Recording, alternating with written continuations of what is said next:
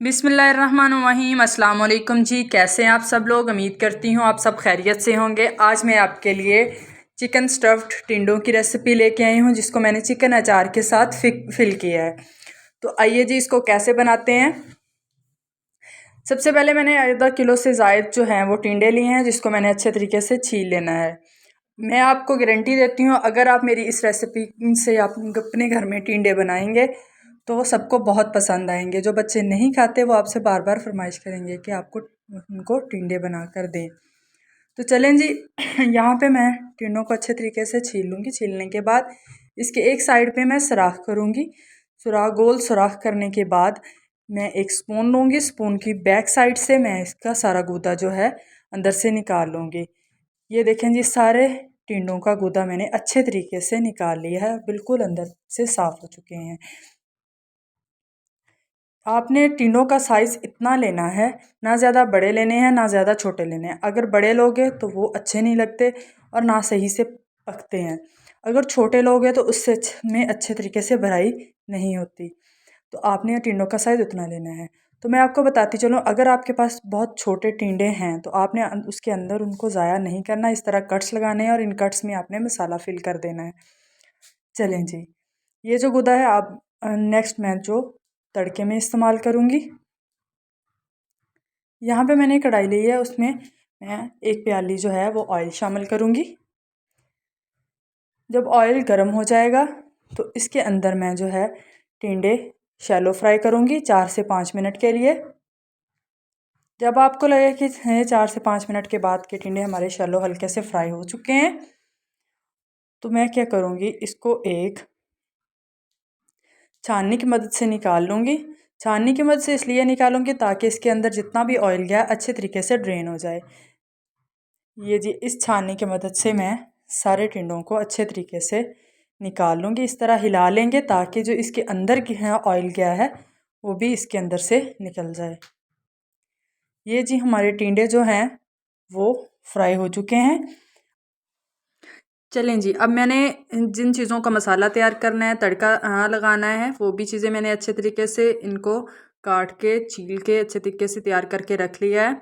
तो यहाँ पे मैंने जो टिंडे शैलो फ्राई किए हैं मेरे पास वो हैं, और इनके अंदर से जो मैंने गूदा निकाला था वो भी मैंने यहाँ पे रख लिया है। वो एक प्याली है मेरे पास, इसको कब शामिल करना है वो मैं आपको नेक्स्ट आगे जाके बताती हूँ। तो यहाँ पे जी मैंने एक प्याली चिकन लिया है, जिसको मैंने बॉईल करके इसके रेशे कर लिए हैं। यहाँ पे मैंने छोटे साइज़ के 5 से 6 आलू लिए हैं। आलू उनको भी मैंने बॉईल कर लिया। बॉईल करने के बाद इसको मैं अच्छे तरीके से मैश कर लूँगी। यहाँ पे आप बेसन भी इस्तेमाल कर सकते हैं आलू की जगह पे। तो ये दोनों बाइंडिंग का काम करते हैं। जिसके घर में जो चीज़ जैसे पसंद की जाती है वो आलू चाहे बेसन इस्तेमाल कर सकता है। यहाँ पे धनिया लिया है, प्याज है मेरे पास जिसको मैंने छील के काट लिया है, टमाटर है, टमाटर को भी मैंने 4 से 5 टमाटर थे उसको काट लिया है। तो कलवंजी ली है यहाँ पे 1 टीस्पून मैंने लहसुन लिया है, 1 टीस्पून अदरक लिया है। यहाँ पे मैंने पुदीने के पत्ते लिए हैं, 1 टीस्पून मैंने नमक लिया है। कुछ मैंने ग्रीन चिलीज़ ली हैं जिसको मैंने काट लिया है, 2 को मैंने वैसे ही साबुत रख लिया है गार्निशिंग के लिए। ठीक है, यहाँ पे मैंने 1 टीस्पून हल्दी है, 1 टीस्पून मेरे पास जो है वो भुना हुआ कुटा हुआ धनिया है। तो ये मैं आपको यहाँ पे बताती चलूँ कि कुछ लोग पुदीना इस्तेमाल करते हैं, डाइजेशन के लिए भी अच्छा होता है, टेस्ट के लिए भी अच्छा होता है। और कुछ लोग जो है वो अनारदाना इस्तेमाल करते हैं। तो हम लोग घर में जो है वो अनारदाना इस्तेमाल करते हैं, इसलिए मैं पुदीने की जगह अनारदाना इस्तेमाल करूँगी। तो आप इसकी जगह पुदीना भी इस्तेमाल कर सकते हैं। दूसरी तरफ मैंने जो है प्याज फ्राई होने के लिए रख दिया था। इसमें अदरक लहसुन का पेस्ट शामिल करके इसको मैंने कुछ देर के लिए ढकना दे के रख दिया था। तो ये तकरीबन हमारे जो हैं प्याज फ्राई हो चुके हैं। अब मैं इसके अंदर जो मेरे पास टमाटर थे वो ऐड करूँगी। टमाटर ऐड करने के बाद मैं 2-3 मिनट के लिए इसको ऐसे ही पकाऊंगी। पकाने के बाद इसके अंदर मेरे पास जो कलवंजी है वो इसके अंदर ऐड करूँगी। कलवंजी तो आमतौर पर हमें हर खाने में ही शामिल करनी चाहिए, शफा भी है और इससे बहुत अच्छी खाने में लुक भी आती है। तो चलें जी, ये मैंने कलवंजी शामिल कर दी है। अब मैं इसको ढकना दे के 4 से 5 मिनट के लिए रख दूँगी ताकि इसके अंदर जो टमाटर हैं और मसाला है वो सॉफ्ट हो जाए, आपस में अच्छे तरीके से मिक्स हो जाए। ये जी, टमाटर और मसाला अच्छे तरीके से मिक्स हो चुका था। इसके अंदर मैंने 1 टीस्पून हल्दी, 1 टीस्पून नमक और 1 टीस्पून मैंने कुटा हुआ भुना हुआ धनिया शामिल किया है। تو اس طرح میں اس کی کچھ دیر کے لیے بھنائی کروں گی۔ تو یہاں پہ میں نے اس کے اندر 1 ٹی اسپون کشمیری لال مرچ ایڈ کی ہے۔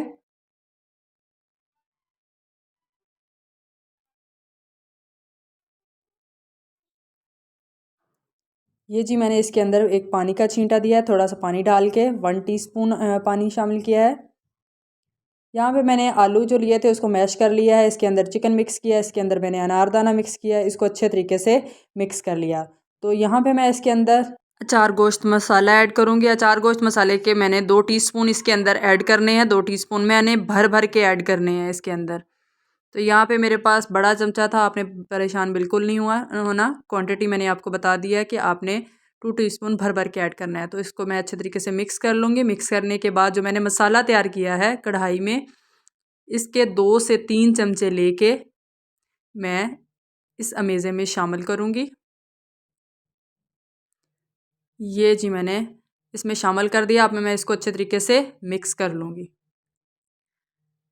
تو زیادہ بھی شامل نہیں کرنا آپ نے۔ یہاں پہ میں نے جو ٹینڈوں کا گودا نکالا تھا، اب میں اس کے اندر وہ ایڈ کروں گی۔ اس سٹیج پہ آ کے آپ نے گودا شامل کرنا ہے، پہلے آپ نے ایڈ نہیں کرنا۔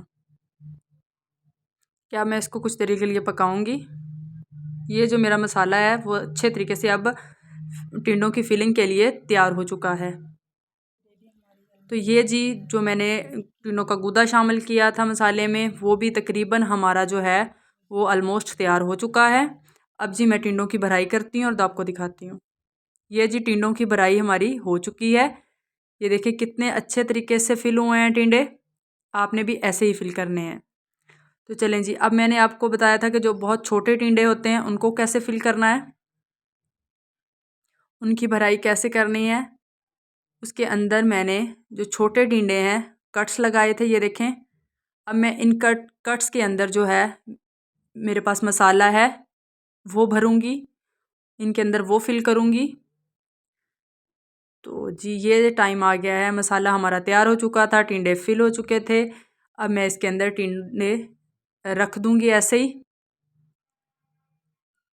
آپ نے بھی ٹینڈوں کو بالکل ایسے ہی رکھنا ہے۔ تو یہ جو میں نے کٹس والے تھے وہ آپ نے بعد میں رکھنے ہیں اسی طرح۔